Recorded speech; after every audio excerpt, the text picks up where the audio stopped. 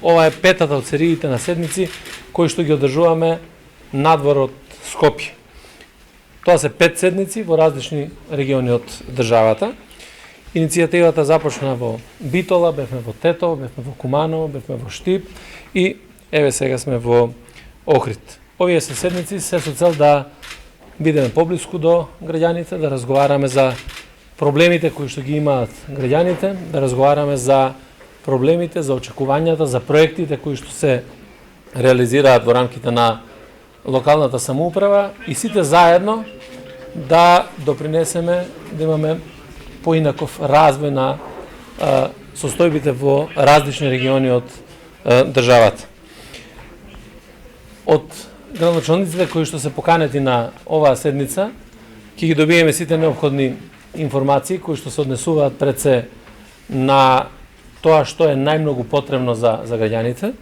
Знаете дека политиката, стратегијата на владата е да направиме се и да имаме равномерен регионален развој, меѓутоа да создадеме еднакви услови без разлика каде живеат граѓаните. Дали се тоа едниот или другиот регион во државата, дали живеат на село или живеат во град, секој од граѓаните заслужува да имаат подеднакви можности и подеднакви услови за живот. Исто така сметаме дека е многу значено во однос на состојбите во Охрид пред се завршењето на инспекцијскиот надзор кој што е направен од страна на УНЕСКО и за напредокот кој што е постигнат во овој дел, да истакнеме дека се што треба да биде превземено од страна на владата ќе превземеме за да Охрид остане запишан на картата на УНЕСКО како една светско културно наследство. Ние впрочем денеска заедно со градоначалникот извршивме увид во реализацијата на проектот за санација на колекторскиот систем и можам да констатирам дека се одвиваат работите според предвидената динамика. Знаете дека владата одели 4,2 милиони евра за реализација на овој проект. Очекуваме дека до мај месец некаде ќе биде целосно завршен овој проект.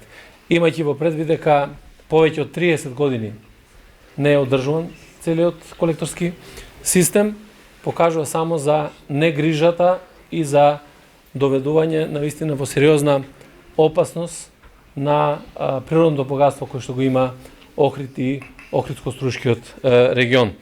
Исто така, пред одржувањето на седницата на влада имаше теренски активности на повеќе локации, на повеќе министри, директори на јавни предпријатија. Посетивме и неколку стопански капацитети во Охрид и секако дека клучниот акцент владата продолжува и понатаму да го дава во поддршката на бизнисот, поддршката на развојот на економијата и поддршката на човечкиот потенцијал, човечките капацитети.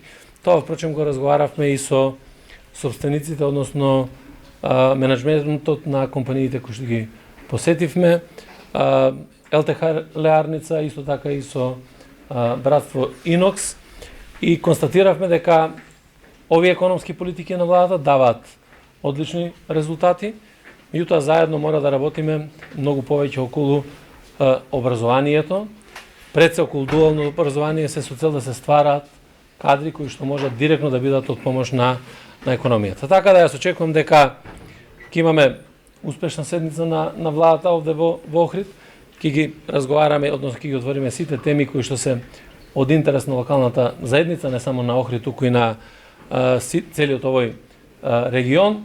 Се она што ќе можеме да помогнеме низ проекти, тоа ќе го правиме заради тоа што покажавме во изминатите 2,5 години дека сме влада која што сака да помогне на локалната самоуправа, да помогне на локалната заедница.